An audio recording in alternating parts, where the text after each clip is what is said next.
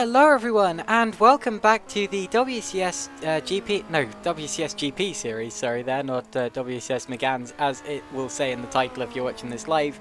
And welcome to an unexpected broadcast today, but I've decided that since this is the last round of the championship that I can actually make as a commentator this year, I should probably give you a kind of end of season broadcast here for the penultimate round. Unfortunately, two of our main championship contenders, Wopke Hoekstra and Laurent Keersmaker, no, not Keersmakers, but Danny van der Neert rather, can't be here tonight as a result of commitments in the GP4WC pre-season test, as Gerrit de Vries goes for a spin there. But yeah, that does mean that here at the penultimate round, it is pretty much an open goal in terms of the championship for Laurent Keersmakers, our championship leader, who only needs 24 points from these next two races to wrap up the championship. And seeing as you get 25 points for a win, even if he doesn't score 24 points in the first race, over the course of the next two races, it's pretty much unstoppable. So there's an almost certainty that Laurent will wrap up the championship today. It's not completely certain, but the actual races are going to be a lot closer. For example, Stefan Roll here is already, well, he hasn't done that much practice, but he's already getting closer and closer to Stefan's times and looks as if he's about to launch a real challenge. We then have Peter Jones currently in third position in this qualifying session, and Peter's main rival Roy Vazil is currently not here either, meaning that Peter has a clear shot of jumping up a couple of championship positions, maybe to fourth, possibly even to third, but that's unlikely. Actually, now that I look at the championship table, it's downright impossible, so he can only hope for fourth today. But yeah, remember that if these championship contenders also can't make the final round at Yas Marina either, some of these drivers here might find themselves with a chance of a top position in the championship, like second or third. But whatever the case, Stefan Rowe, who hasn't made many rounds of this championship this year, is right on the pace. He has only actually made one full round of this championship so far this year, which was at the Circuit Gilles Villeneuve. He also made one of the races at the Red Bull Ring and one of the races at the Autodromo Hermanos Rodriguez. And in all three of the races that he's finished so far this year, he's been on the podium. So Stefan, obviously one of the quickest drivers in this series, but has not made the full season. Here's Peter Jones in one of the Sly Fox cars. He is currently third in the order, quite a long way ahead of Dan Hook, quite a long way behind Stefan Roll. So he's going to be running in clean air in this qualifying session in terms of the times. No one really to challenge, and no one really to challenge him at the minute. He's just going to be in a time trial with himself, unless someone else can start launching a challenge. And then it's Dan Hook, Casper Onwin, Roland Tut, and Gerrit de Vries, the 7 drivers currently in this qualifying session for the 2 races coming up today. Peter Jones setting his personal best second sector so far, as he attempts to improve his time, heading down now into the final chicane. And as he accelerates out of the final chicane, this might well be an improvement. Can he get himself within a second of our leaders? As he crosses the line, whoa, he actually gets himself within half a second of the leader. That's a massive improvement there from Peter Jones as he backs off now. Let's watch on board with one of the Hurts, and this will be Roland Tut in 6th position as he shows us around this Suzuka circuit. So it starts with the Degners.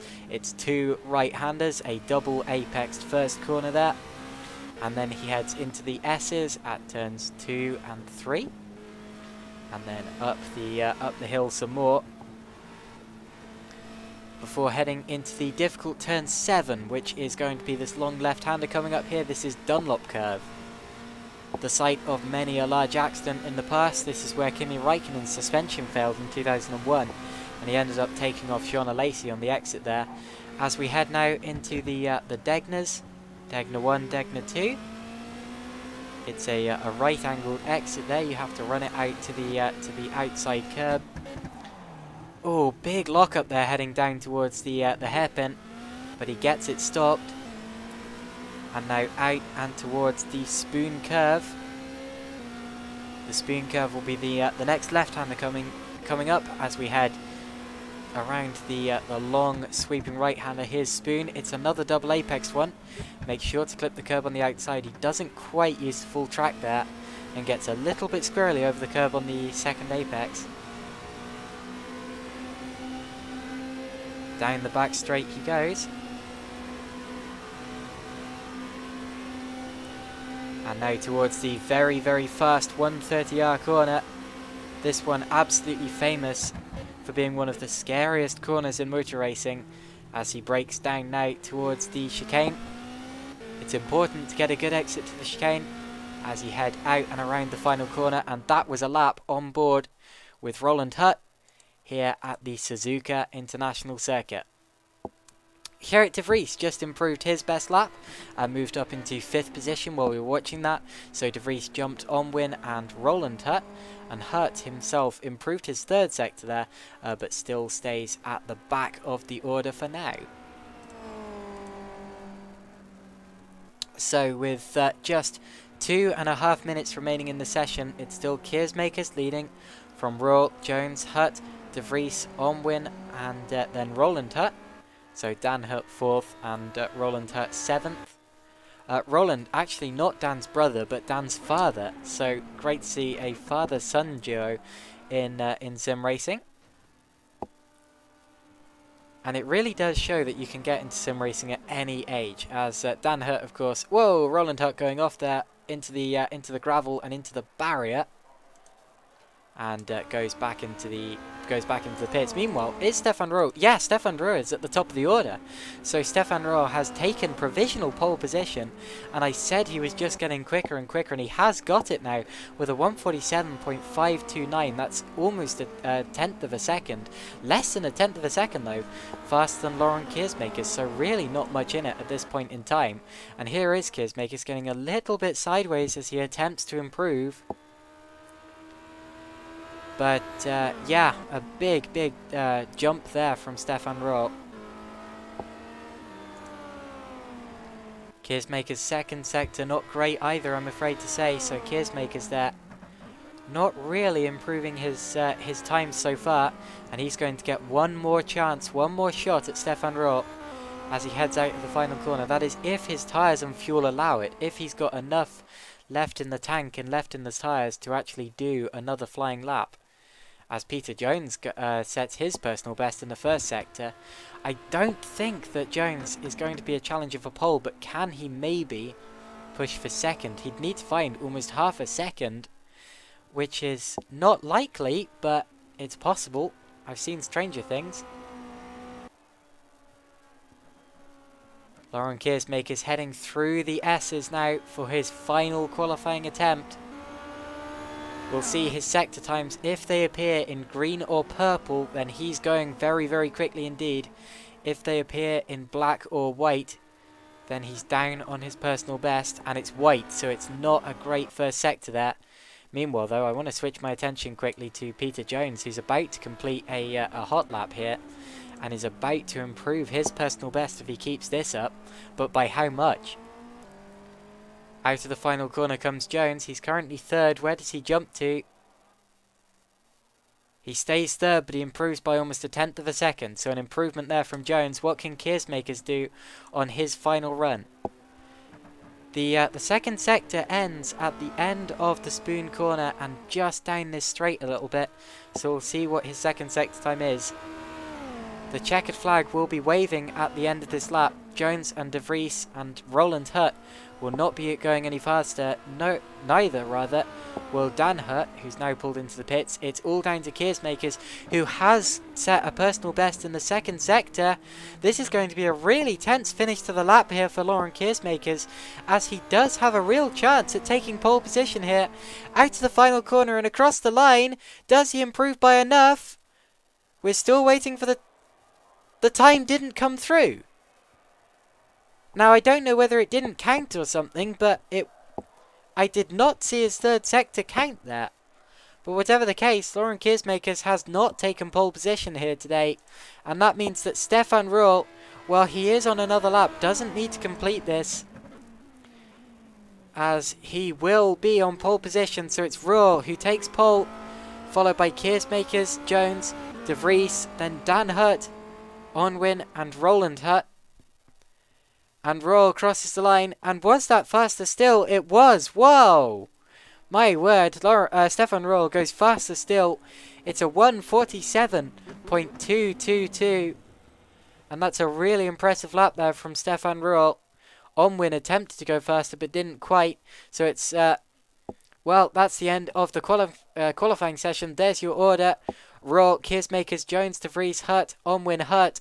And those are your 7 drivers for the race coming up in just a couple of minutes. Don't go anywhere.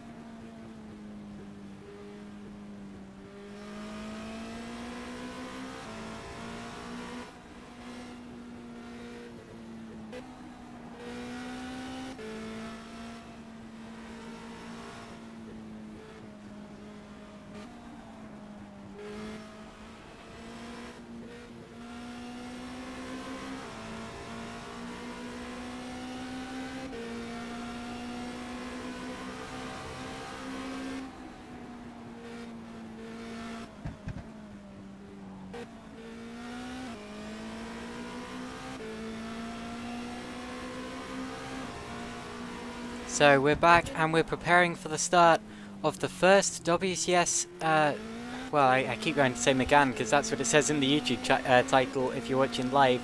This isn't the Megané series, as you can tell by the very non-touring car looking cars. This is actually the GP series, which uses Indy Lights cars. And we have 7 drivers here today about to do battle around the Suzuka circuit in Japan.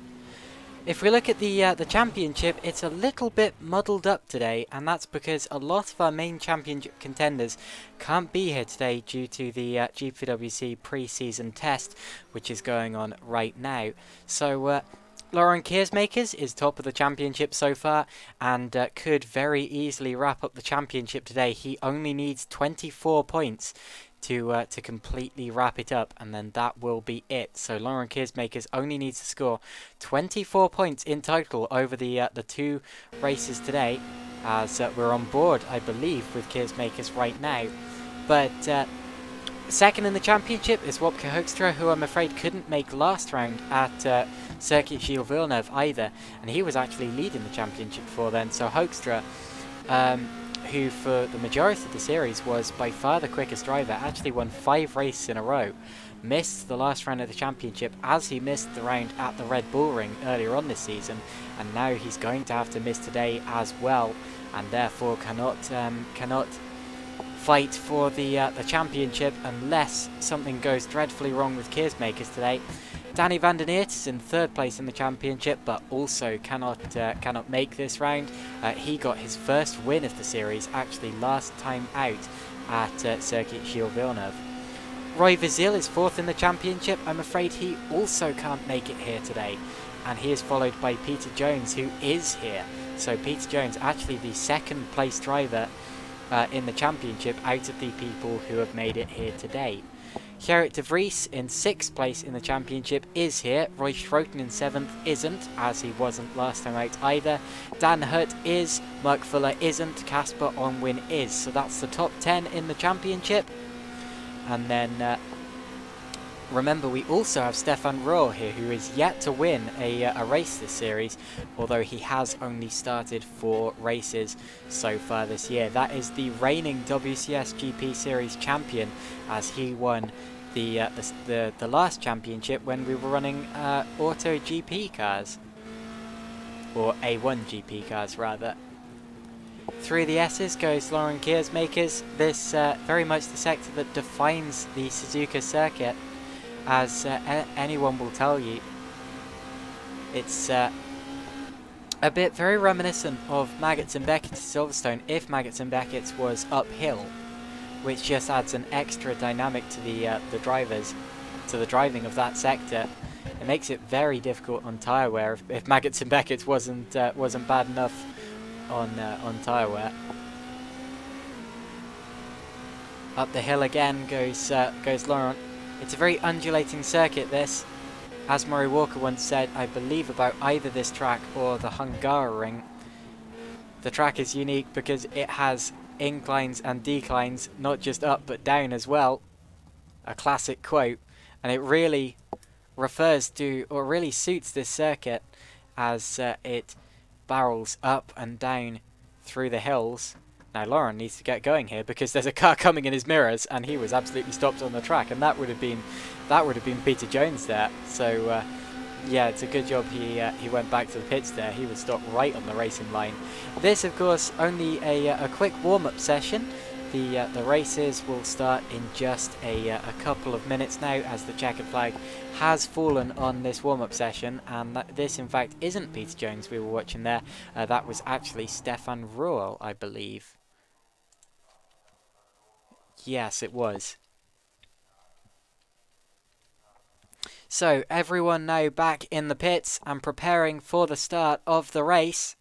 The session is about to tick over to the race, and then we will have all 7 cars on the starting grid and getting ready to put the power down and get underway. So far, only is that Dan Hurt on the grid. In fact, the 2 Hurts now on the grid. The only full team here today, I believe. Just for fun racing. who have turned up despite the small grid, as you could say, just for fun. They are the only 2 cars on the grid now. Well, they were, because Peter Jones has now joined them. And we're waiting for 4 more cars.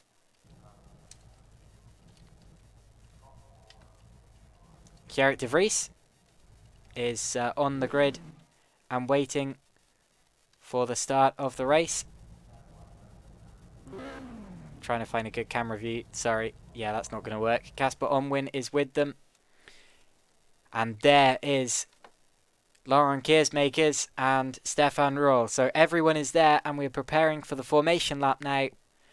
We are about to get underway for the start of the first race here today. The first of 2. And it's going to be Stefan Roll who leads us around to start this race. He's going to be followed by Laurent Keersmakers, Peter Jones, Gerrit de Vries, Dan Hut, Casper Onwin and Roland Hut, the 7 drivers on this grid.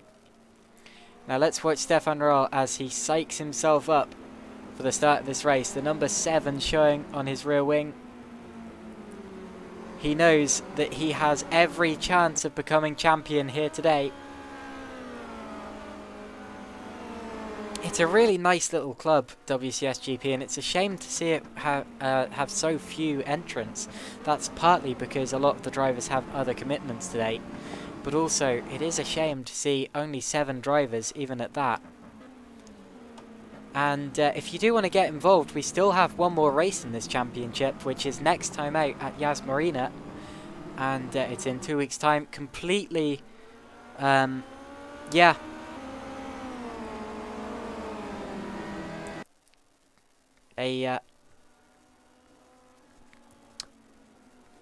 Well, not quite free to enter. You do have to have a you do have to purchase a license, but it doesn't cost much at all, only a couple of pounds, and it's a really good little league and really fun little car as well.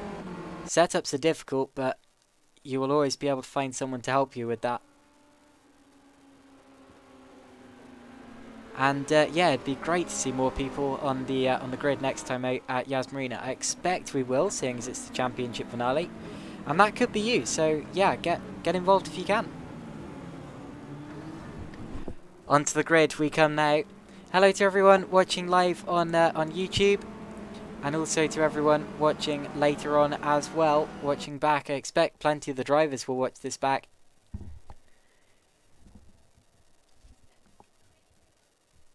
When I say everyone watching now, we do apparently have 1 viewer. So, hello, whoever you are. If you can leave a comment, that would be very interesting to see.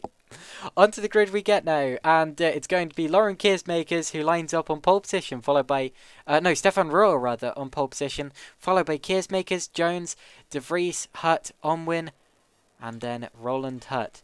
Here come the lights. When all 5 of them come on and then go out, we will be underway, and it's go! And I think Keersmakers has got the worst start there. Roll looks as if he's going to lead into turn 1. Stefan Roll leads into turn 1, followed by Keersmakers, Jones, Dan Hurt. Are we through cleanly? Little bit of a lock-up from the front there from Roll, but it seems that everyone's through cleanly. There's de Vries, there's Onwin, and there's Roland Hut. So all 7 drivers have made it through the first couple of corners. And here's Keersmakers. What can he do about Stefan Roll? He doesn't really need to do anything about him, because although at this current rate he won't claim the championship in this race, there is still 1 more to go after this. So he really doesn't need to risk anything. He just needs to bag these points and then run, basically, with his trophy. As off in the background, that looked like Gerrit de Vries there. And did he keep it out to the wall? I'm afraid he didn't. He's missing his front wing. Oh, that's a shame. And if I quickly do something, sorry, I should have done this before the race started, we can view the replay of just what happened to de Vries. Oh, he's gotten to the gravel on the outside, and it's just, oh, skated. Absolutely skated into the barrier, and that car is going to be handling very, very badly now. Without that front wing, he's going to have to pit after this lap. So Gerrit de Vries, who was running in 5th position, now running right at the back. That promotes Casper Onwin up into 5th, followed by Roland Hut in 6th, and then Gerrit de Vries. Oh, he's going off again with that lack of front downforce there.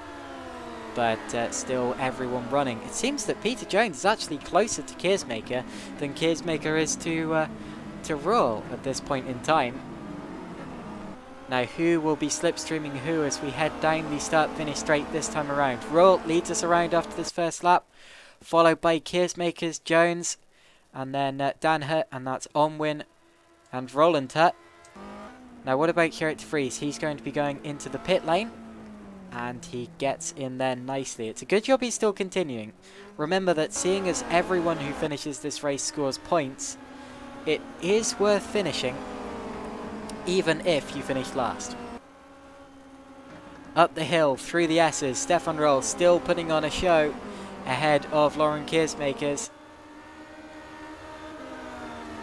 The number 42 on the back of the Raceview.nl car there. And I believe that might actually, although they're very differently liveried, I think the top two cars are both Raceview.nl cars. With the number 7, I think, normally being used by Danny van der Neert. Out of the corner they go, out of the hairpin. And still they hold their order, but keep it clean. I suppose another thing to mention is that the driver who scores the fastest lap in this race will also score an extra point. Stefan Roll scored an extra point for scoring pole position, but now he could well claim an extra point for fastest lap as well. We'll see who is fastest after this second lap of the race. As we go down into the chicane, and then out of the final corner to complete the lap, Keersmaker's still trying to hunt down Raw, but a little bit too far back at this point in time. Across the line they go. Exactly a second separate Raw and Keersmakers after that lap. And then Peter Jones is just under a second behind Keersmakers in that second position there. So it's still Raw from Keersmakers, Jones, Hutt, Onwin, Hutt, and then de Vries. And still everyone running in this race. That's good to see. We're watching Peter Jones now as he attempts to stick with Lauren Keersmakers through the S's and through the Dunlop curve. There will be 22 laps in this race. We are on lap 3. And these two corners are the two most difficult corners on the track, the Degners. If you do hook a wheel over there into the gravel, you're just going to skate, as we saw Gerrit de Vries doing a couple of laps ago on the first lap of the race. It's very difficult to get the car stopped because the coefficient of friction of gravel is nowhere near that of tarmac, and you just end up bouncing straight across and into the tyre wall there. Even champions do that. I believe both Sebastian Vettel and Lewis Hamilton have both crashed there in their Formula 1 years. Down the back straight they go now towards 130R, and I think Keersmakers is slightly closing the gap to Royal, but not by that much at all. We'll have to see what the gap is at the end of this lap. It hasn't changed drastically, but I think it's changed slightly. Final corner on this lap. We're still watching Peter Jones as he is still the closest to this bunch. But in fact, in front, the gap has come down a little bit. I think that says 0.8. Just under 0.9 of a second now between Keersmakers and Raw. Through the S as they go. It's Raw from Keersmakers. After the third lap of this race, Jones dropping back slightly on that second lap there. Little bit of tyre smoke from Keersmakers, or from Raw in fact, as he goes through the Degners. Remember, he locked up at turn 1 as well, so he may be having issues with brake locking. Oh, as Keersmakers gets very close to the back of him now. Raw may be in a bit of trouble here, as Keersmakers is suddenly pushing and suddenly launching an attack at Stefan Raw. So Raw from Keersmakers, from Jones, head through the spoon curve.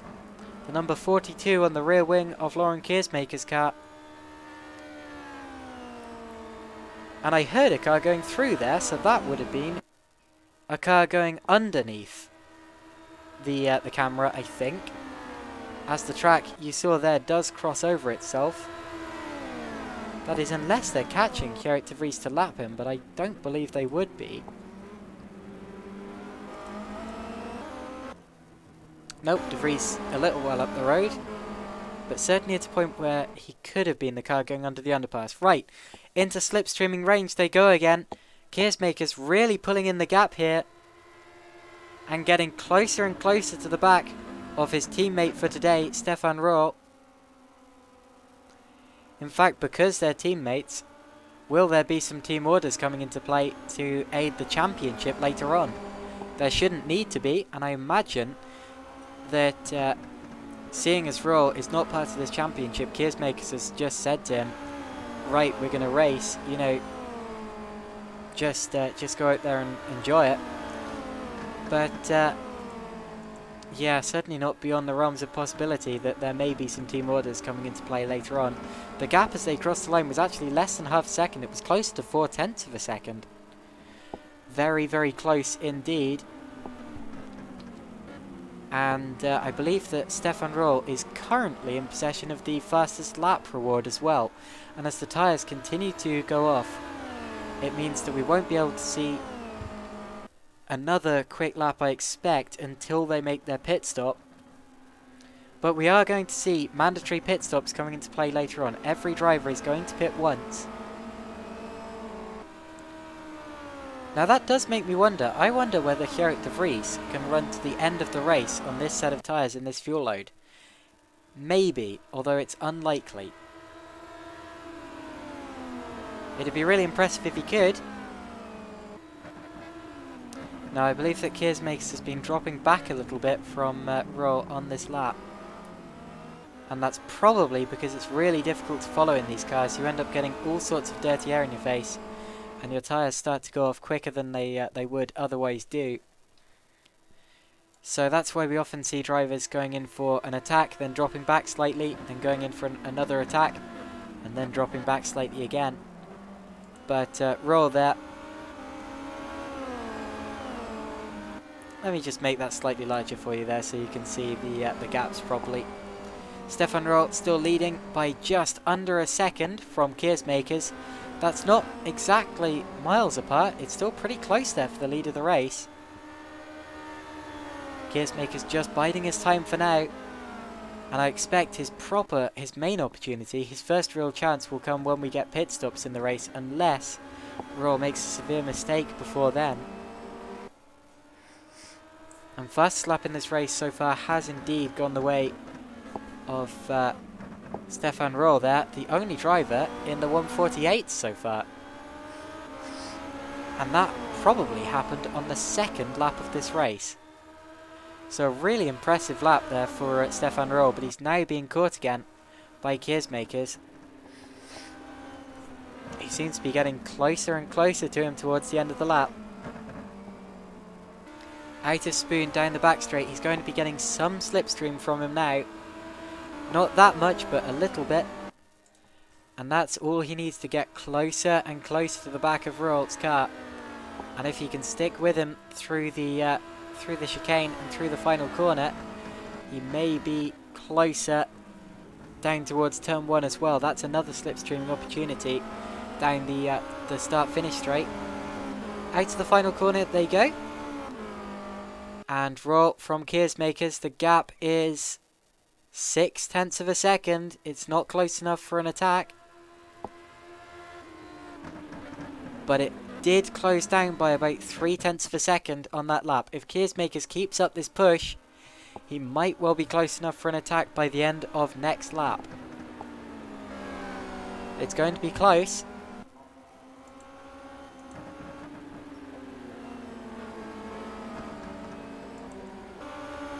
Incidentally, second place would give him 20 points, meaning if he was to score second place, he would only need to score 4 points in race 2. And I believe that's fewer points than you get for a 7th place finish. It is indeed. You get 9 points for a 7th place finish, meaning that if they finished like they are now, Keersmakers would only need to finish race 2 to be crowned champion, unless one of his championship contenders was to show up. But I doubt they will at this point in time.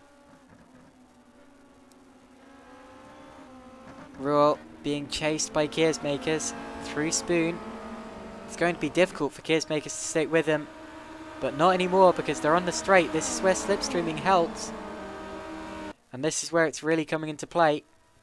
Also, I should point out, and I don't know if this is going to be an issue or not later on, the sky is getting increasingly darker, and I don't think that will be an issue because I haven't heard anything about rain, but it might well be. You should never discount the weather. Across the start-finish line, what's the gap between the two of them this time around? Still 0.6 of a second, just as it was last time. He's still just putting pressure on him, hoping to draw closer. As also, 4th place is getting closer as well. That's between Casper Onwin and Dan Hurt. Hurt just 1.3 seconds out of Onwin. Oh, he's gone off. In fact, Dan Hurt running wide, and Onwin is up into 4th position there. So Dan Hurt made a mistake, and Casper Onwin is up into 4th position in the vibrant purple car. The dark purple car with the vibrant coloured helmet rather, and front wing. As Dan Hurt drops into 6th place, or 5th place rather. There's Roland Hurt in 6th. And Kjerrit Free still running in 7th place. Having a very lonely race down there, but not having a lonely race are the leaders, Roll and Keersmakers.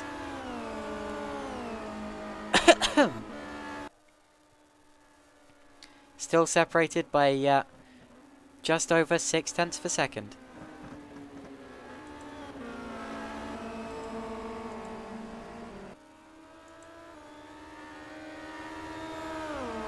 So down the back straight they head again, this time on lap 8 of the race. Keersmakers will be using Raw as effectively a wind block.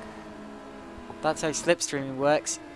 The car ahead creates a patch of air that's less dense directly behind it than the rest of the air around it, and that makes the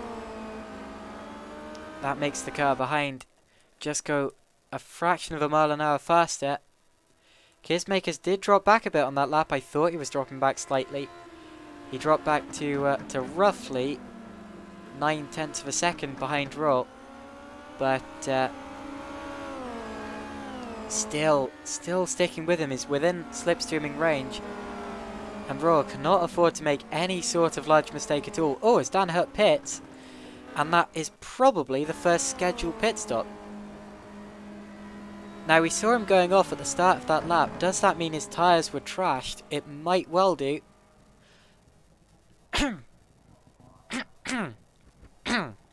Sorry, excuse me. As Dan Hurt there drops down into 6th position. Now, where's Kjerrit? Kjerrit coming out at the final corner. Looks as if Hurt will keep 6th position.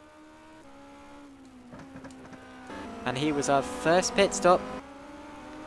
And that is within the scheduled pit stop window, I expect. So that's not necessarily earlier than I expected, although he is the earliest. He is the earliest pit stop that didn't involve damage.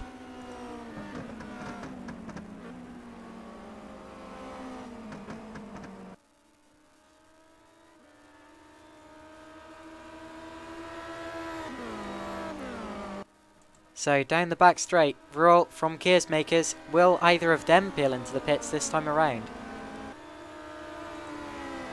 Roll will be the first driver through, and I doubt that he will pit this early on. Unless it's strategic from the RaceView.nl GP team to swap the two cars, because I expect that staying in later for the leaders will be better, as it will allow them more clean air. As they all stayed out there. Jones stayed out as well. as did Gears Makers. What about Casper Onwin?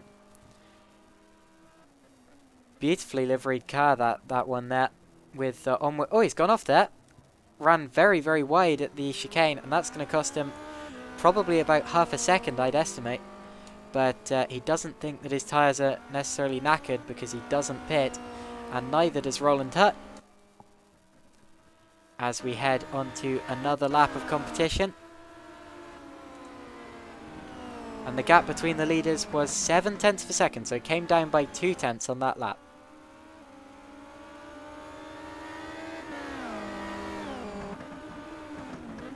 Still just 0.7 of a second in it as we're on lap 10 of the race. It's Raw from Gears Makers, then Jones, Onwin, Roland Hutt, Dan Hutt and Gerrit de Vries. But remember that Dan Hutt and Gerrit de Vries at the back there have pitted, and everyone else above them have not. And that means that the top 5 still need to make a pit stop, and the order is not necessarily the correct and effective order at this point in time. 12 laps to go in this race now. We're almost halfway through.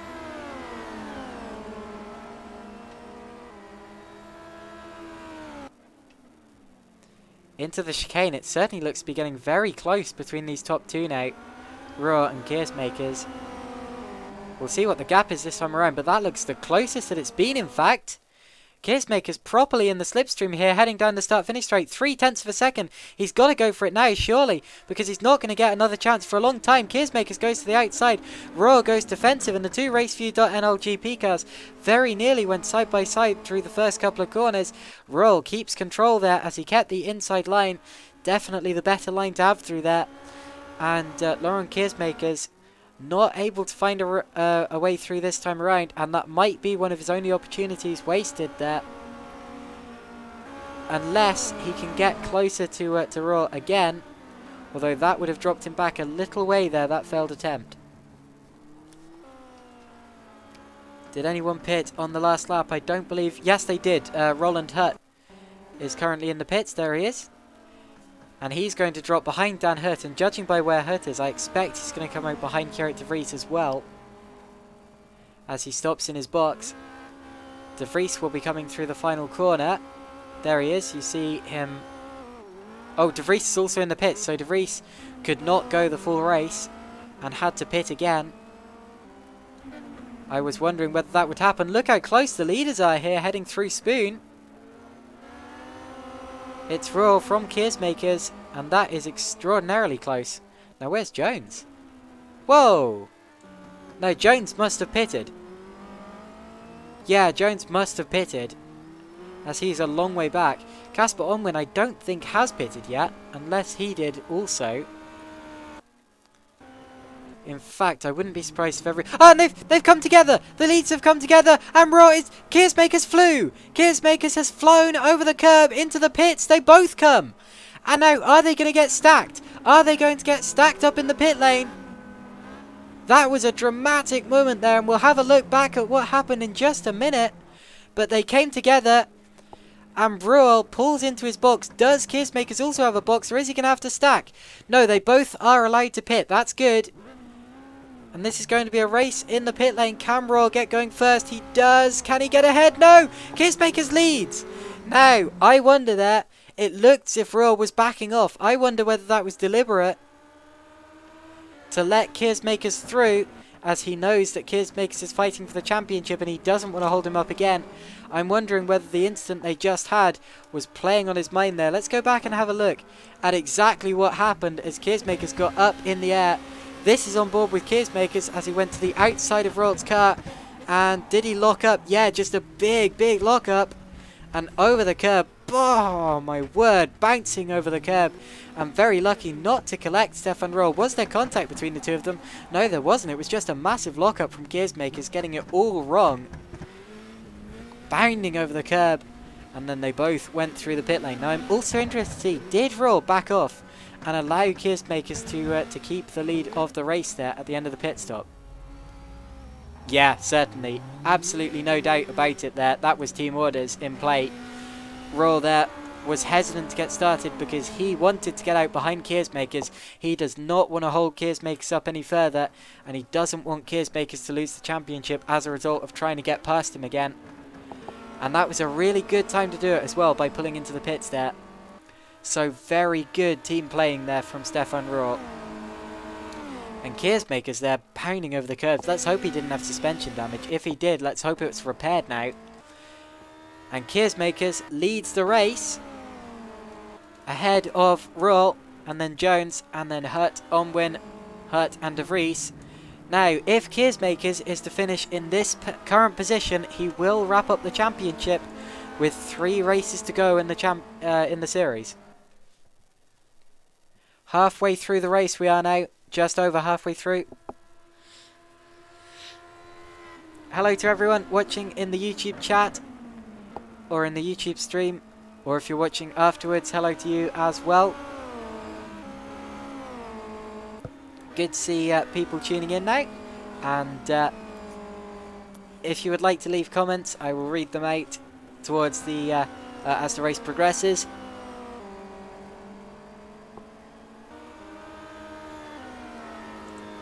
But yeah, Laurent Keersmakers currently leading the race on his way to a championship with 3 races to go.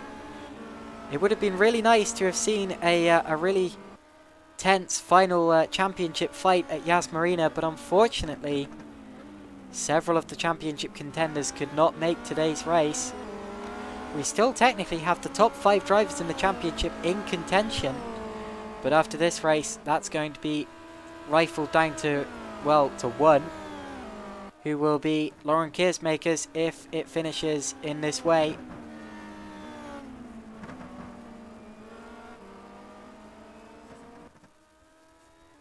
And well, I think Wopke Hoekstra and Danny van der Neer knew that their championship was over before this round, because Keersmakers was already leading, and with them not being able to make it here today, of course Keersmakers very much had an open goal, and he still does have that open goal even more now that Stefan Rohr has given him the lead of the race.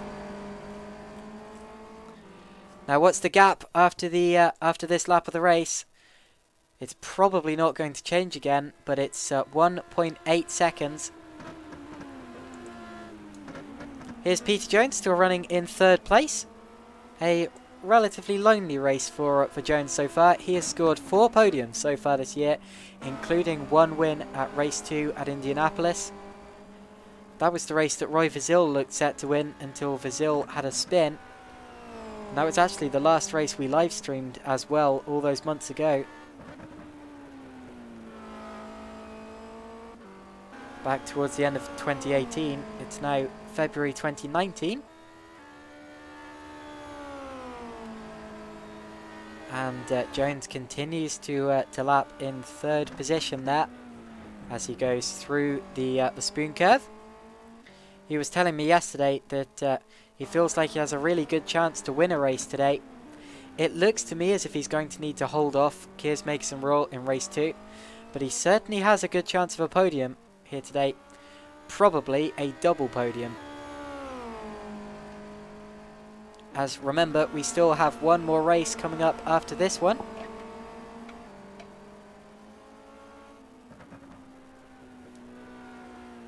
The engine sounding a little bit weak there as he exits spoon, but that's probably nothing to worry about. That's just how it sounds through that. Didn't sound like it was faltering or anything, it just sounded like he wasn't giving it full beans.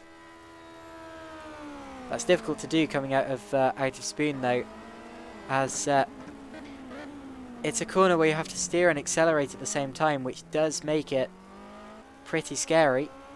And there's a large curb on the inside there as well, just waiting to prop you up and spin you round. Here's Dan Hurt running in 4th position. And if something happens to his rivals up ahead, he would claim just his 2nd podium of the series. His first one was actually last time out at race 2 at the Circuit Gilles Villeneuve. Hurt is a driver who was heavily criticised last season for causing several accidents, and he ended up with quite a reputation for that and several penalty points, but seems to have been picking up pace towards the end of this season. A very young driver, and that's the point I was saying earlier actually, before his dad Roland went off. It's that drivers of any age can get into sim racing, especially with a league like this. As you see, a real contrast there. Dan Hurt in his mid-teens, and Roland Hurt, who, well, isn't. No offence to Roland, of course. He's, yeah, no offence to Roland. It's great to see drivers of every age on the grid, and he's not that old, I suppose. Oh, Dan Hurt spins. Dan Hurt has lost it. And can he get going before he loses the position? He does. Now, who's that coming through? That's Casper Onwin, who's suddenly got a lot closer to Hurt, but not quite close enough to pull a move just yet. But yeah, let's have a look back at what happened to Hurt. I saw him getting a little bit wide here as he came out the first Degner over the gravel, and then panicked, I think, and locked up the front right brake and just spun it around there in the second Degner. Did get it going though before he could lose a place, and Hurt continues on in 4th position at this point in time towards 130R, and it's got a lot closer now for 2nd place. And I think Ruhl has had an issue as he's suddenly being caught by Peter Jones. Now let's have a look back and see just how that happened. Here you see he's miles ahead of him. Now, did it happen at 130R? That would have been a scary situation if it did. Or did it happen at turn 1? Whoa! Okay, let's have a look at this from the outsider's perspective. He's had a big spin. Looks as if he just locked up the rear wheels, and he's lucky that wasn't real, because he would have absolutely beached it in the gravel if it was. And he got it running again, but suddenly is a long way down, right with Peter Jones. Now, if Ruhl has flat-spotted tyres, or really worn tyres from that, then this might be Jones's day. He might well be able to take advantage of this. It seems that there are a couple of drivers at the minute who are just losing a bit of concentration and having spins. We saw that from Dan Hurt just now, and also from Stefan Ruhl all of a sudden. And when Stefan Ruhl makes a mistake, you know that something's wrong. I remember last year, one of my best Stefan Ruhl memories, when we had the WCS GP race from Circuit Gilles Villeneuve, and not last time out, I mean last series. It was in the wet. The wet tyres were really messing up, and everyone, absolutely everyone, had a spin except for Stefan Ruhl. He was the only driver not to go for multiple spins, as he just demonstrated pure car control in the greatest possible way. Stefan's really, really good at that. But he's made a mistake today, and a rare one at that. And you can be sure that he will be kicking himself. But he needs to keep his cool, because he hasn't lost out yet. Peter Jones has not been able to get past him, although he has been able to get closer. But it's still anyone's game here as we head towards the final stages of this race.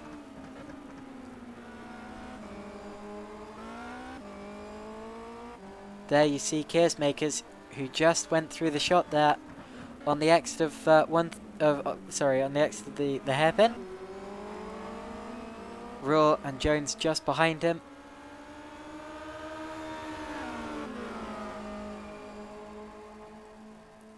And up the hill they go towards the spoon curve.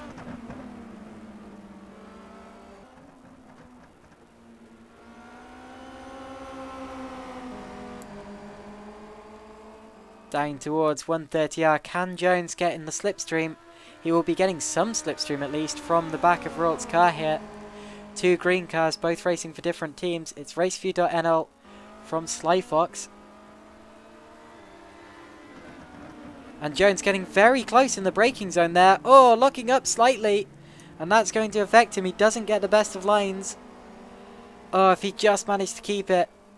there, he'd have had a real chance at getting past Stefan Roll towards turn 1.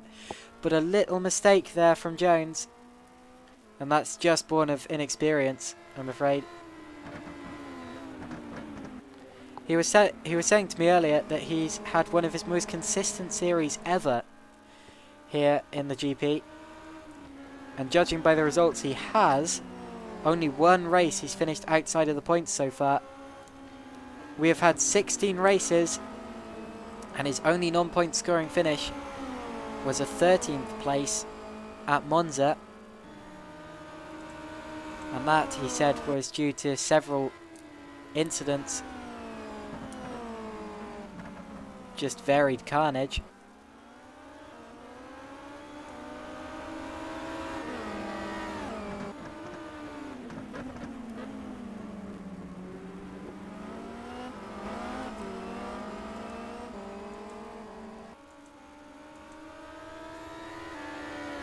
In fact, judging by the results, it seems that the point system has changed towards the end of the season. And I don't know, I didn't know that was happening, but whatever the case, it seems that we're no longer awarding points for 11th place or further down. Huh, that's weird. Actually, okay, well, I'm confused by that. I'm very confused as to why Peter didn't score points for his 13th place finish. Maybe he didn't complete enough of the race.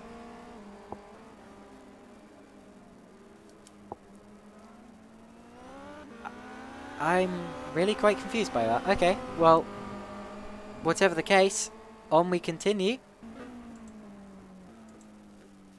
With Jones in the slipstream of Stefan Roll towards turn 1, but not close enough still. We are on lap 19 of 22 here. He's only got a couple more chances to pull this off. Meanwhile, Gerrit de Vries has... No, ignore me. That's... Oh, I was reading the wrong number there. Ignore me.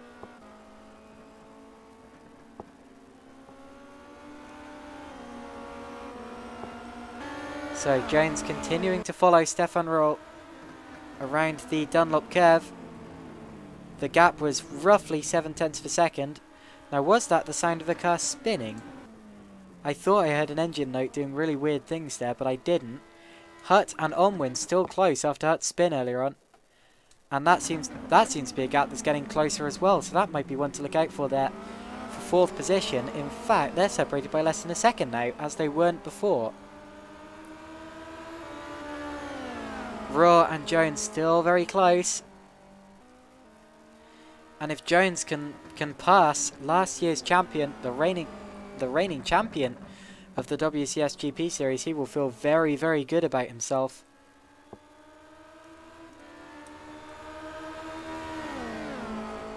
And to be honest, that will probably, a 2nd place here would probably mean more to him than his win at Indianapolis.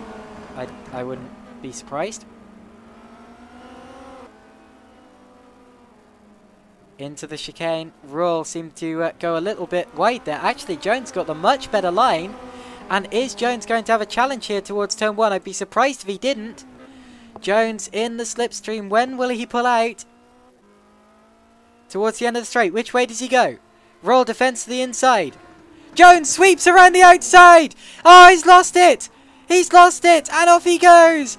That was so nearly a Kimi Räikkönen style move. Oh my goodness. He is going to be kicking himself for that one. That was one of the most incredible and dramatic pieces of racecraft I've ever seen. Such a brave bit of overtaking, but he couldn't hold it. Let's have a look at this again as he ducks to the outside of Roll's car. Oh, it was shift down oversteer. Oh my word, that's gutting for Jones. As he almost pulled off the overtake of the series around the outside of Stefan Roll. Just losing the rear end, and that's a really bizarre lose as well. The car just seemed to skate. And Stefan Roll keeps his 2nd place, and that's probably Jones's last chance as well. Ah, what a dramatic piece of racing we've just seen. Meanwhile, Hurt and Onwin still very close over that 4th position there. Really, really close. We are now on lap 20 of 22. Lauren Keersmaker's on his way to a championship. Whoa, as Onwin has just passed Dan Hurt there. Let's have a look back at the... Oh, hold on a second. Hurt running wide. I'm very nearly replicating his spin from earlier. Yeah, let's have a look back at that that move there from Onwin. It seemed that Hurt made a mistake and just ran wide. Oh, lots of understeer. Gets on the marbles. Wide he runs. Through goes Onwin. Little bit of lag there on the stream. And through goes Onwin into 4th position as Hurt struggles with tyres. We saw that happening earlier as he was the first driver to pit.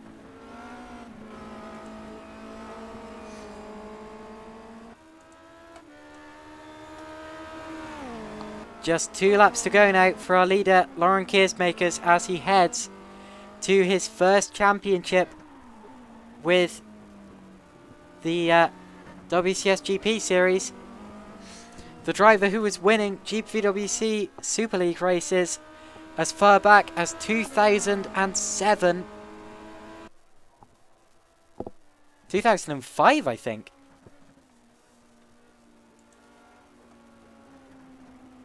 So a driver with a lot of experience in sim racing, who hasn't been able to show it before in WCS GP, apart from the occasional win, is now about to deliver his most important win yet, the one that's going to seal his championship. Just 1 more lap to go after this one from Lauren Keersmakers. He's got a back marker up ahead of him. That's going to be putting him on the edge of his seat a little bit. But it should all go well if the blue flags work properly. That's Roland Hurt there in the Just for Fun car. Final lap now for Lauren Keersmakers. He's experienced, he's quick, he's very good at setup work, provides setup to all of the other drivers who need it. I wouldn't be surprised if this whole grid were running setups based on Lauren Keersmakers' work. As he laps Roland Hurt there nice and cleanly. Through the S's, this is a master at work. He hasn't been the quickest this series. He's been outpaced on average by Wopke Hoekstra and Stefan Roll. But due to consistency and due to being able to make every round, and due to just not making mistakes, Lauren Keersmakers is going to continue his pretty much faultless streak. His only non-point scoring finish came as a DNF way back at Istanbul, the first round of the series.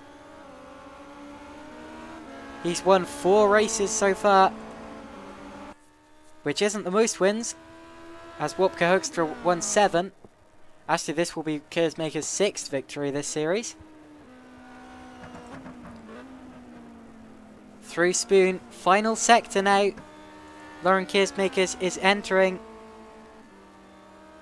Meanwhile, Dan Hurt is catching back up to Casper Onwin. That's a battle for the end of this lap. But as we cycle back through the cameras, Lauren Keersmakers is in the final sector through 130R and into the chicane. And Lauren Keersmakers has 1 corner to go now. The number 42. Lauren Keersmakers is a champion of WCS GP 2018 to 2019 Series 4.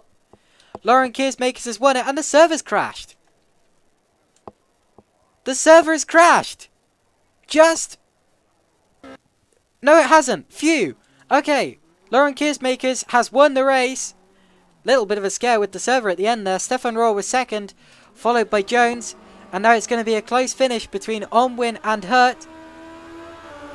Casper Onwin and Dan Hurt racing hard over that 4th and 5th position there.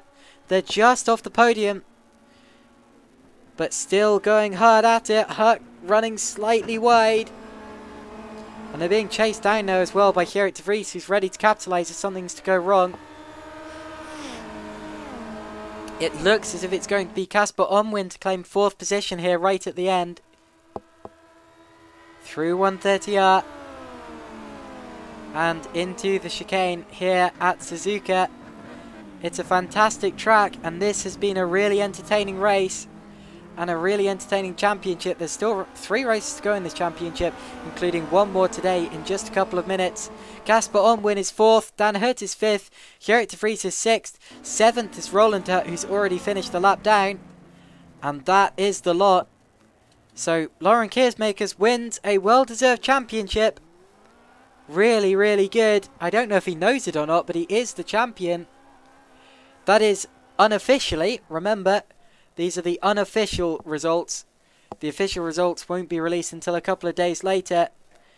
But it's almost definitely confirmed that Lauren Keersmakers is our champion. And we will continue this broadcast in a couple of minutes for race 2. Don't go anywhere.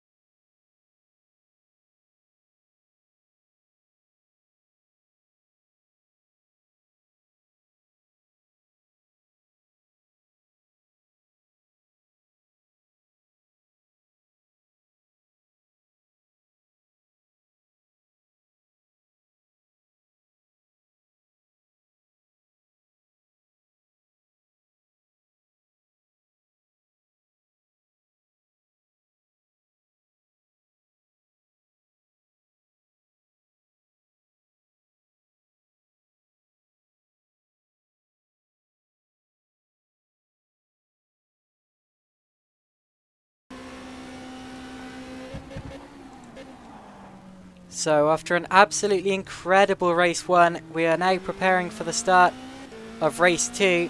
What an unbelievable spectacle we have just witnessed there. I can't quite believe what I saw with Jones attempting to just sweep around the outside, all the way around the outside of Stefan Roll. Didn't quite make it, but just drifting around the outside of turn 1 there and somehow holding it. Would have been even more spectacular if he'd managed to make the corner, but still, what a race that was. You see, you don't need a large number of cars to make a great race. That was exciting. Yeah, it didn't have the flat-out chaos the whole way through that a race with more drivers may have had.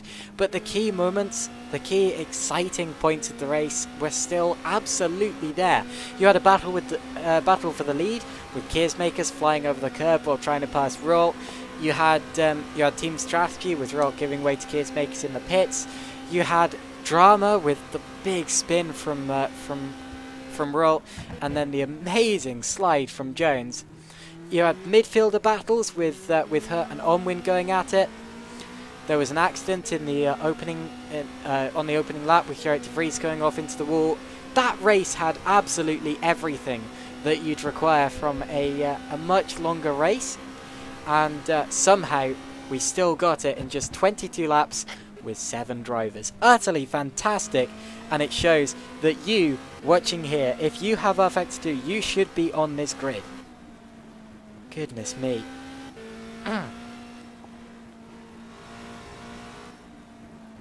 Just a couple of minutes to go now until the start of the second race here today. One of 2 races we're going to have here. And we're just waiting for the warm-up timer to be exhausted.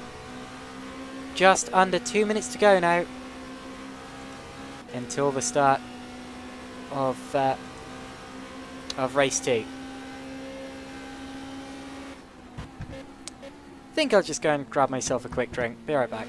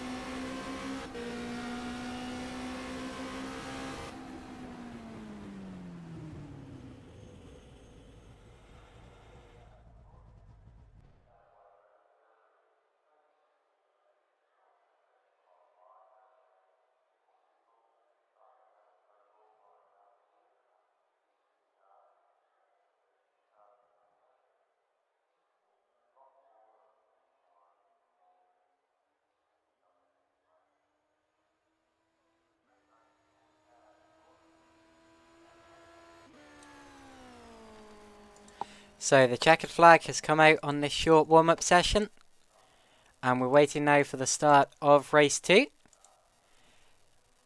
If you're joining us live, you're one of 2 people.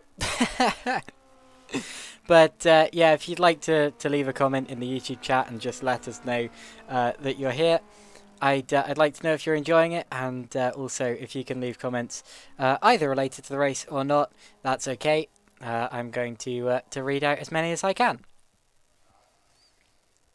But at the minute, yeah, we're just waiting for the start of race 2.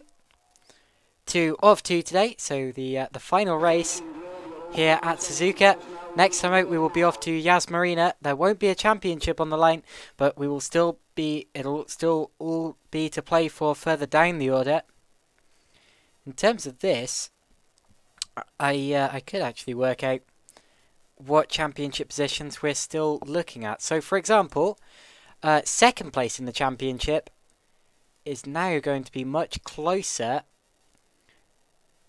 as well, Peter Jones is going to be bearing down on the fight for second and third, and whether he has a chance or not all depends on whether Hoekstra or Van der Neert turn up next time around, and how well that goes down. So Jones has definitely launched himself ahead of Roy Vazil, or has he not quite? Yeah, not quite. He's going to be 1 point off Vazil in the championship at the minute.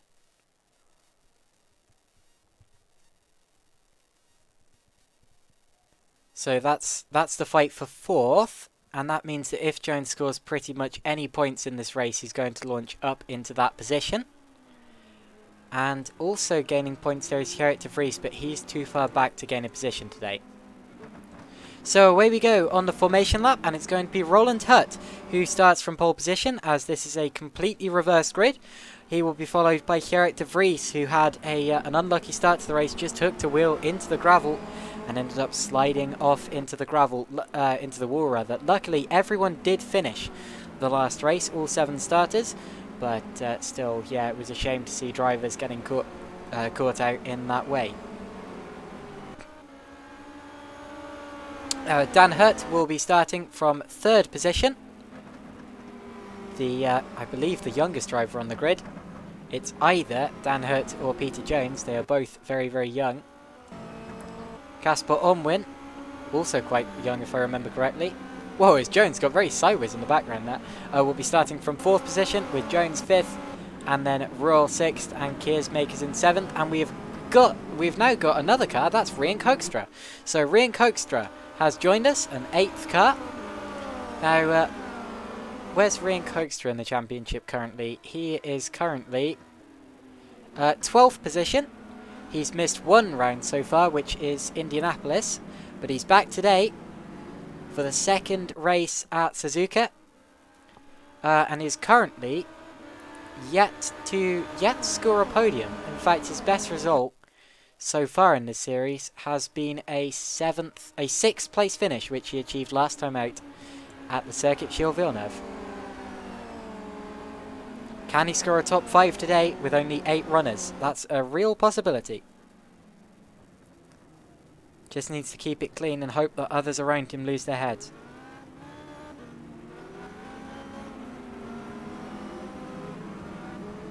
Towards the grid they go now, and it's not going to be long before the lights go out, and we can begin this 2nd race here at Suzuka.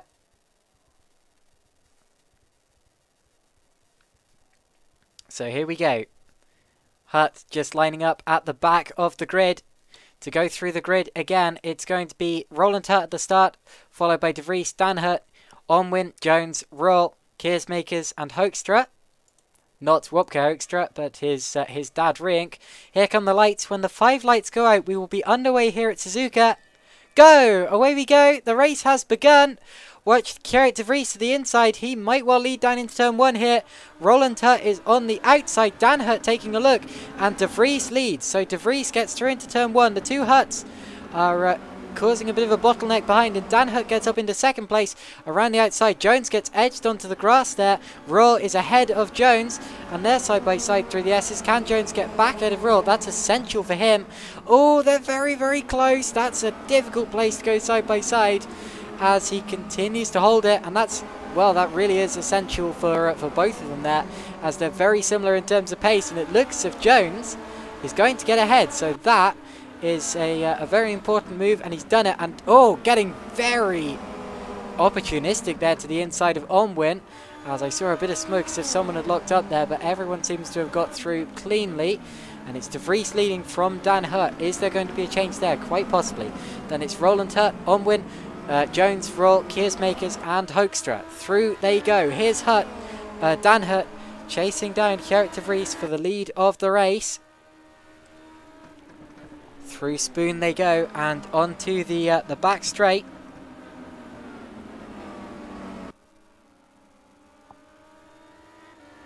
So what kind of slipstreaming is going to go on down here as the green lights flash? It's De Vries from Hurt, and then side by side in the background, Roland Hurt and Onwin. But also look at Jones and Roll. That's going to be important. Whoa! As Onwin swoops around the outside of Roland Hurt, a very good move there from Onwin for for third place. And Roll has got ahead of Jones. So Roll has got ahead of Jones. Remember, they were fighting in race 1 as well, and they've continued their fight again today. As Rian Hoekstra, in fact, passed Keersmakers. Oh wow! Rian Hoekstra, the driver who's only turned up for the second race here today, has just passed our newly crowned champion. That's going to be a little bit embarrassing there for Lauren Keersmakers, but he's got straight back through into 7th. De Vries still leading, but only just from Dan Hurt here, as they head over the crest of the hill through the S's and through the Dunlop curve. De Vries taking a much wider entry. Hurt faster on the exit towards the Degners. Oh, he thought about going straight for it, and there's a big spin. De Vries has lost it on the inside, runs through an advertising boarding, keeps second place just, but a big spin there for De Vries. And I'll have a look at that after the crucial stage of the race is over. But Roland Hurt under attack from Raw, and Jones taking a look, trying to take advantage of all of this, and might well do so as Raw gets edged onto the grass. Raw side by side with Hurt, Jones coming through as well, and Raw has got him. Jones now going for it, and there's slight contact, they bang wheels, and Hurt backs off as Keersmakers goes through. Jones and Roll got very close there. They banged wheels. Oh, big crash. Oh, my word. Keersmakers flipping over and over. He's been hit from behind by Jones, and I believe that was a lag issue. And is there damage to Keersmakers? It doesn't look like it. He's got away very lightly there. It looks as if the car didn't hit anything crucial as it was flipping. Slightly unrealistic, but never mind.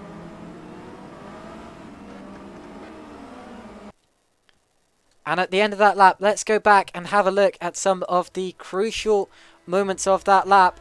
It was a very dramatic one. As first of all, we had Gerrit De Vries going for a spin. Now, was there contact between him and Dan Hurt? Oh, I think there may have been, you know. That was a bit naughty. As De Vries went for a spin and went through the advertising board. Now, let's have a look at what Dan Hurt saw there. Oh, you have to say that was Dan Hurt's fault there. Just unsettling the rear end of Gerrit De Vries' car. Oh, that's not going to be looked on very lightly there by Lauren Keersmakers. Now, what happened? Or not Keersmakers, sorry, by Gerrit De Vries rather. Now, what happened with Keersmakers?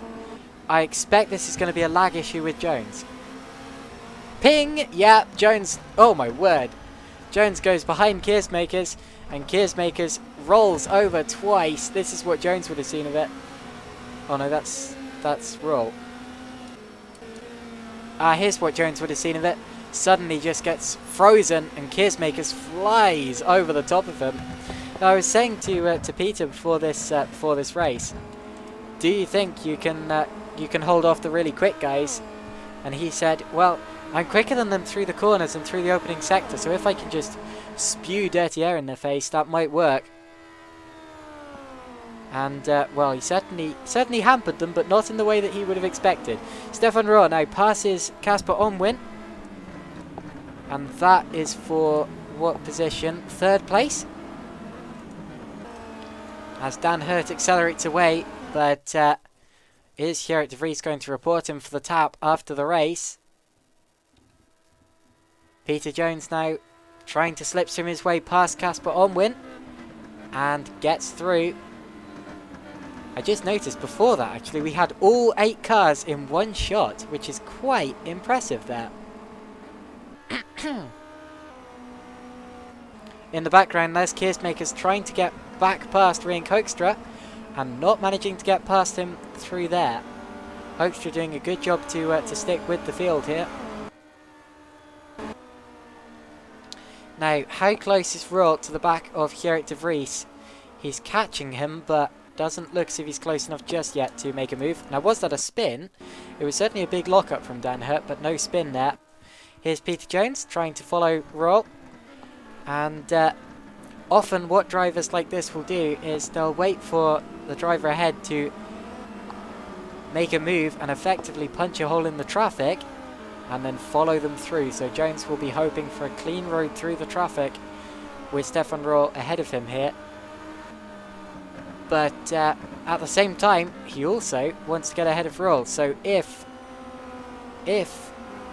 Royal gets held up behind either De Vries or Hurt, which isn't unlikely, Jones might well capitalise from this. Don't count him out yet. Down the back straight they go and through 130R. Great camera views, although you see the sun really glaring off the circuit. It must be late afternoon in Japan.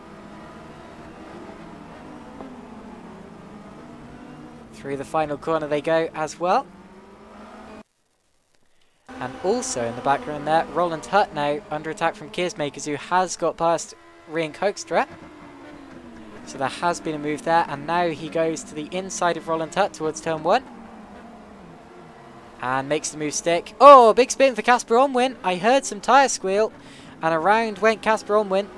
And he's been passed by Keersmakers and by Hurt, and does Hoekstra get past him too? Not quite. Let's have a look back at what happened to Casper there. As is his rear end just going to break away? Yeah, exactly as it did to Jones in race 1, except he doesn't hold it. So Onwin goes around, and he was running in 5th position before all of that happened. And that's a shame there for Casper. Ooh, now was that a crash? Yes, Gerrit de Vries has gone into the barrier, and he was running in 2nd position. And is there damage to his car? We'll see on the exit of the corner. He's now dropped behind Keersmakers, so there has been an incident involving Gerrit de Vries, who was running 2nd. And what's happened to him? Was it his own fault? It's exactly the same mistake that he made in race 1. Look at this. Just dips a wheel into the gravel, and off he goes. He's a passenger. Spins it around. Luckily manages to keep out of every wall. And it returns just behind Lauren Keersmakers in 5th position. So Keersmakers up to 4th now, Jones up to 3rd, Royal 2nd, and Dan Hurt still leads. So this is the race for the lead.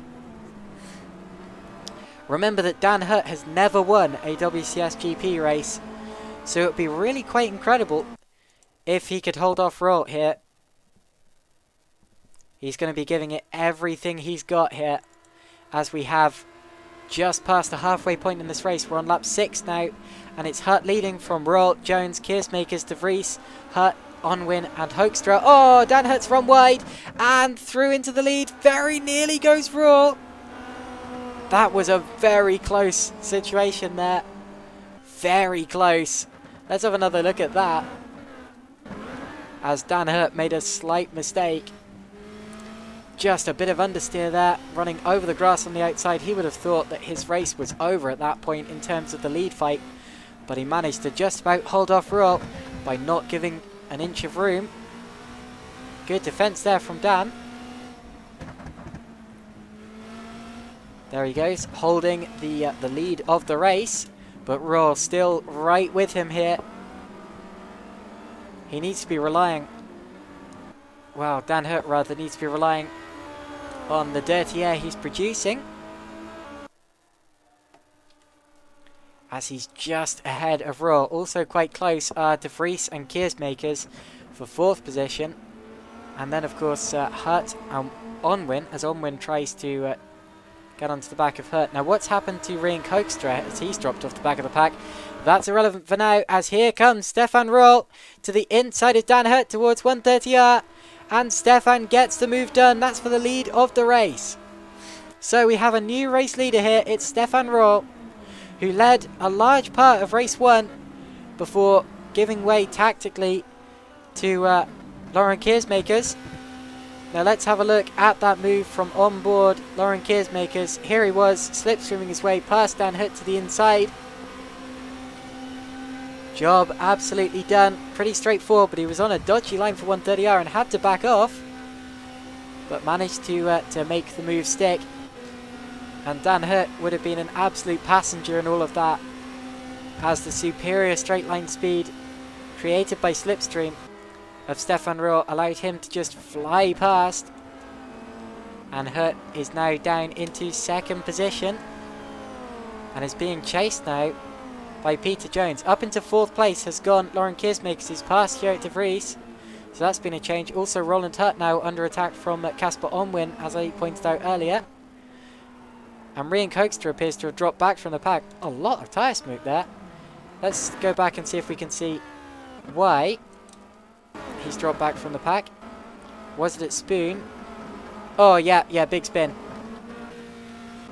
Big spin from Rian Koekstra, just loops it round. These cars do seem to snap away from the drivers a bit in slightly weird ways. Oh, he's in the wall again. Now I heard crash sound effects, and this is Hoekstra getting over the curb and over the AstroTurf, and there's no grip out there, and around he goes. Not much grip anyway. And around he goes into the barrier. He did hit the wall. And has he got away with it without damage? Yes, it seems he has. And he's pretty lucky with that, to be honest. Here are the leaders. Dan Hut just following Stefan Rohr still.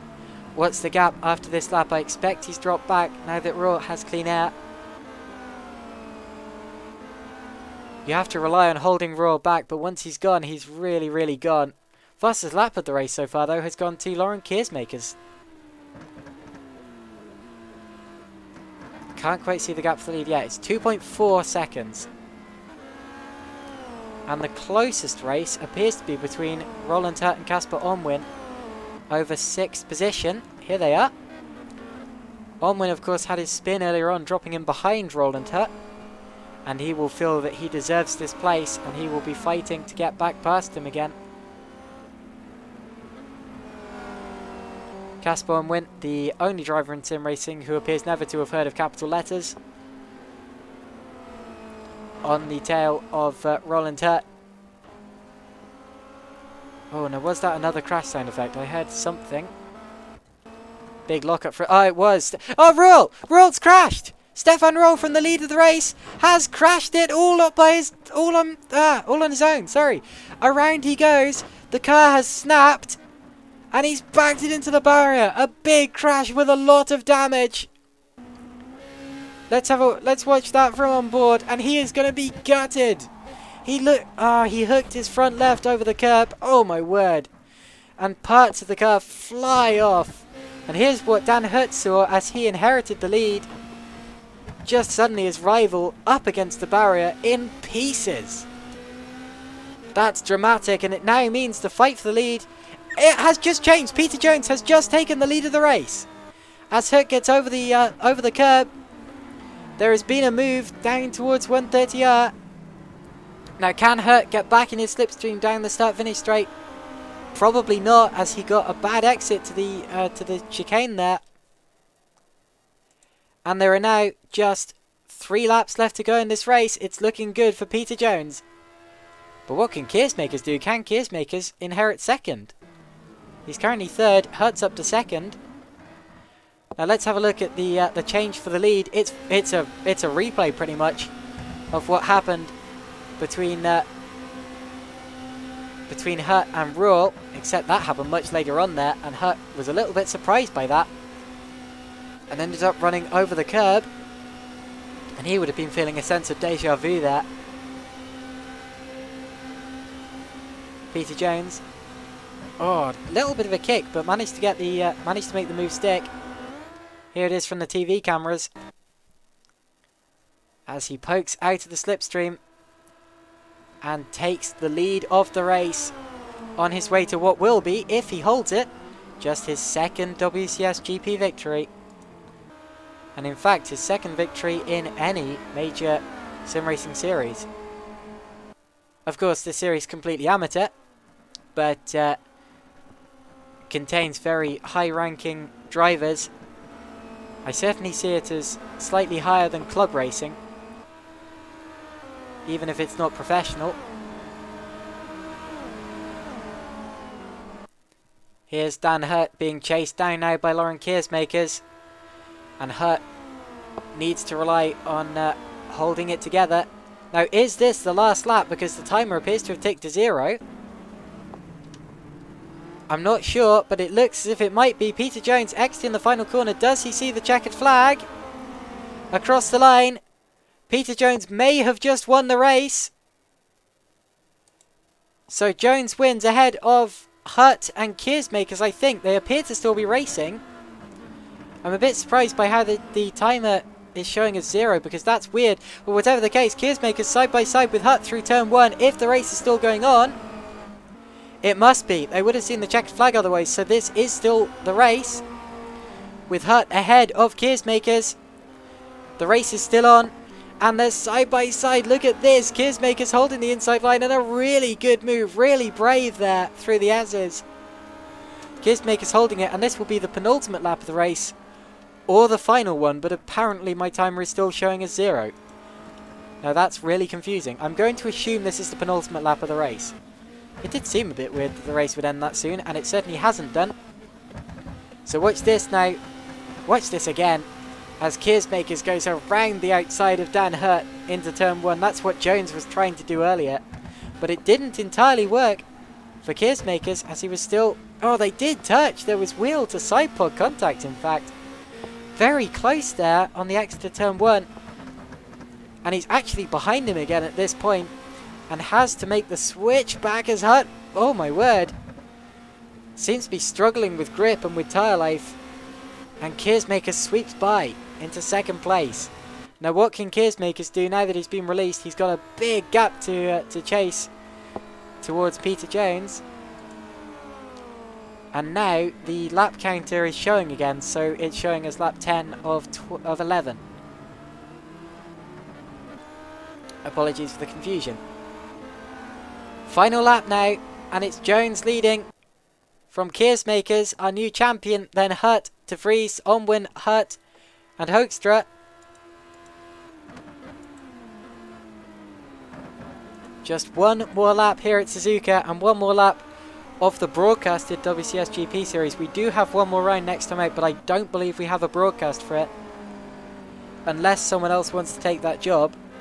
In fact, if you are a broadcaster, if you could message Menno Klont or Roy Vizil about that, then we would very much appreciate your services next time out. But with just half a lap to go, it's still Jones from Keersmakers from Hurt. And what a race this has been. They've really had to fight for it. And Royalt's going to be kicking himself about that, because he had a clear shot at the victory and just lost it over the curb. And Peter Jones, well, he hasn't won it in the way that he would have wanted to win it, with that lag issue earlier affecting Keersmakers. It's still going to be a victory, and a victory is a victory. That just happens sometimes in sim racing. And you have to give credit to Keersmakers as well, because despite flipping over twice earlier on in the race, he's still kept his cool, and he's going to return to finish second in this race. 1:30 for the final time. Peter Jones into the chicane. He said before this weekend that he had a chance to win, and it looks as if he's going to win here at Suzuka. Final corner now, and Peter Jones wins race 2 of the WCS GP series. He weaves as he crosses the line. Second place is Lauren Keersmakers, our new champion. Third place was Dan Hurt, who immediately goes back to the pits. Fourth, Gerrit de Vries. Fifth will be Casper Onwin. I should also point out that was only Dan Hurt's second podium with the GP series, so a good job from him. And it was only Peter Jones' second win, so he's going to be very happy about that, and rightfully so. Roland Hurt now out to the final corner in 6th position. And Roland Hurt claims that place as Unwin does donuts up ahead. Rian Koekstra finishes the race despite missing the first one. That's good to see, and unfortunately we lost Stefan Roll. Here is Peter Jones, the driver who won, who coasts his way around the lap, just viewing it for the final time. He says he doesn't really like Suzuka that much as a circuit, which is an unpopular opinion. But yeah, he says he doesn't really like Suzuka much as a circuit. But he certainly didn't show that today, as he went on to win the race. You can't say it was untroubled though. Had a lag issue earlier on, which unfortunately affected Lauren Keersmakers. And then also, I've lost my train of thought. Oh yeah, and then also wasn't going to win the race, but Stefan Roll crashed out and Peter Jones went on to win the race. So I wonder if we can get some interviews to take place.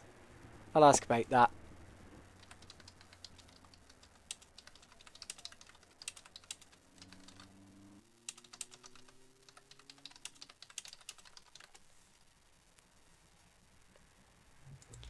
I tell you what, even though we haven't had many drivers here today, it's still been a very entertaining couple of races. I've really, really enjoyed it. We've seen a new champion crowned, we've seen drama, we've seen ups and downs. And that's the lot. So, are we going to get any interviews today? I expect Peter will probably be up for one, but he's, well, at the minute too busy coasting around really, really slowly back to the pits. Is he out of fuel? Nope, he's just going really slowly.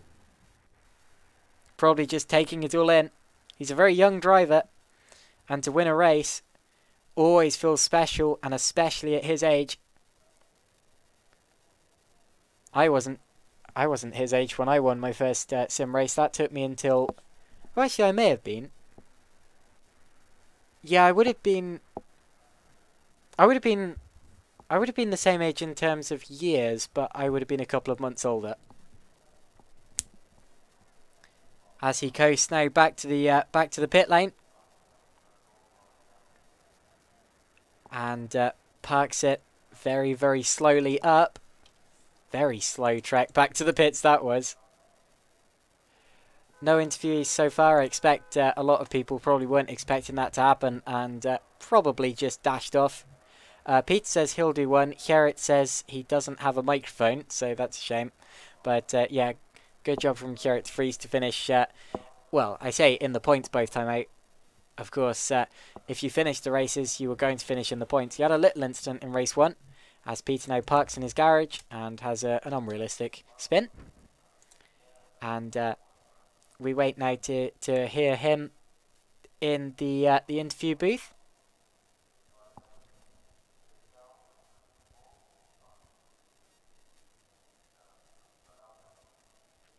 So we hope you all enjoyed that that couple of races there. If you're watching live or if you're watching back afterwards, I certainly did. And that is going to be the last broadcast, I expect, for the WCS GP this year. So we hope you enjoyed the races that we did broadcast this year. We broadcast a couple earlier on, but this has been the first for a while. As into the booth now we bring Peter Jones, the winner of race 2. Peter, hello. I can't hear you at all. You are completely silent. Is that any better? That's better. There we go. There we go. So, you were saying before this race that you stood a good chance of winning at least one of them. I don't expect you expected to win it quite like that.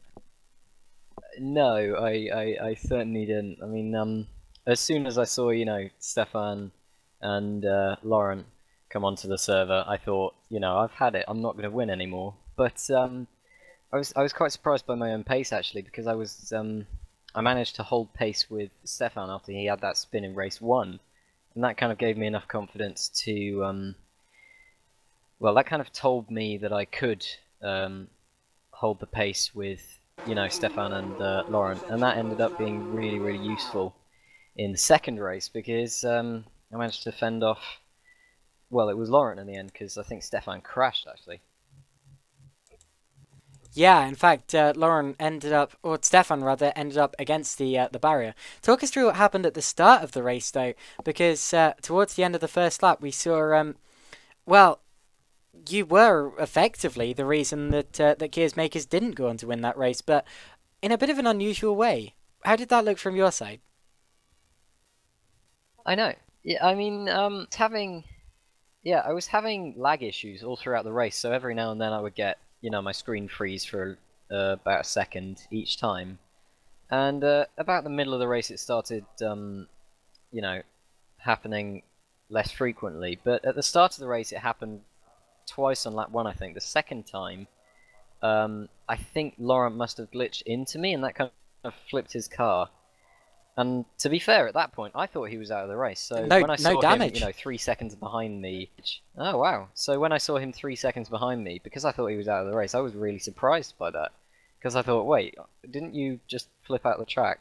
Just Yeah, I was so. very surprised as well. There was no damage on that car, but yeah, talk us through race one as well, because we all know what happened in race two, with your second victory, of course.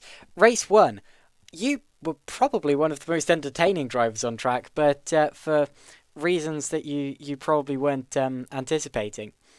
That I know. move. I know, yeah, I think I know the move you're talking about. The one where I try and go around the outside of Stefan, don't quite make it and end up going wide at turn two. Yeah, what other move Yeah, would I that be one. talking about? That's a good point.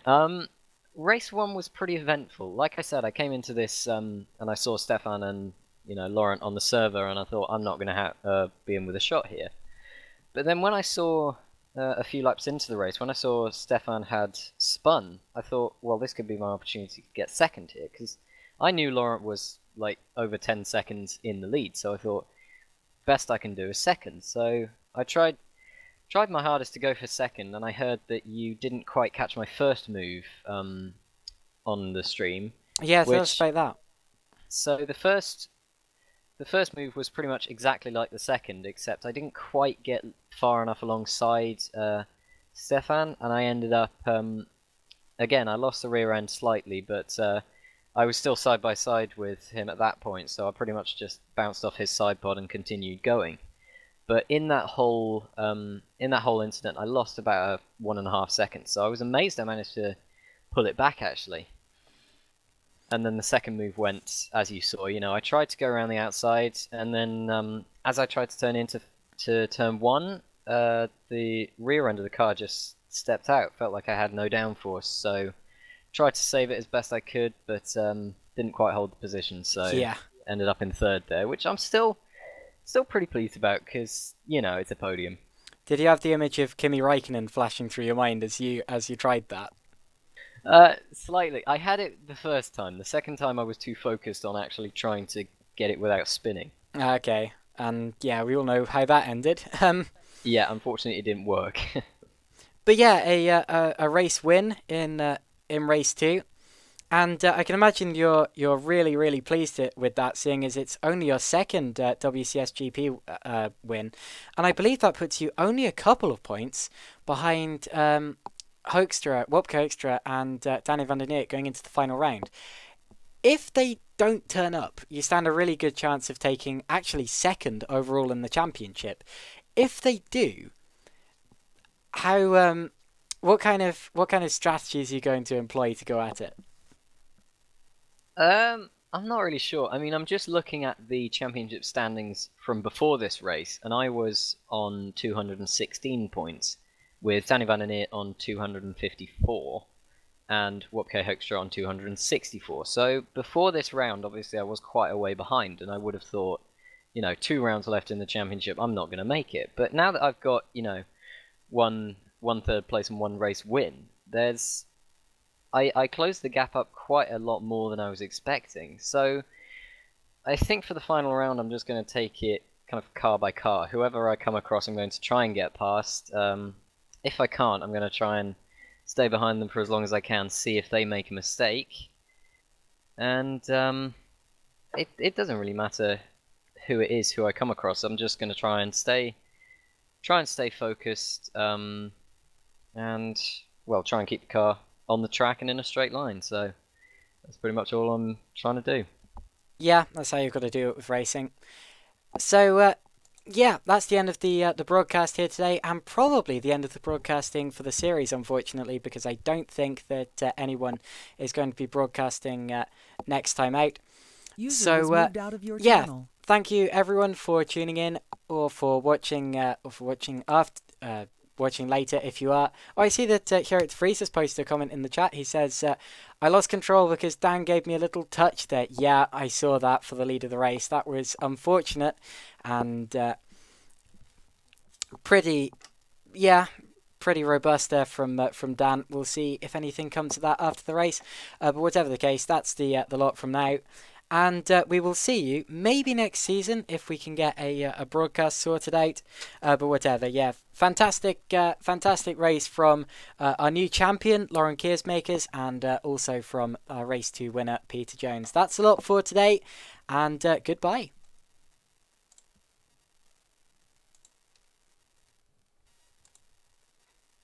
Disconnected.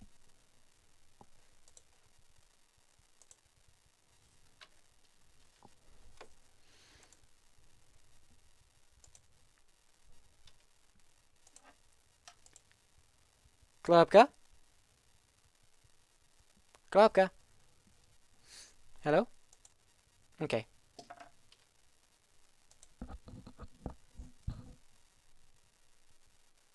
Ah, I'm still live? That's weird.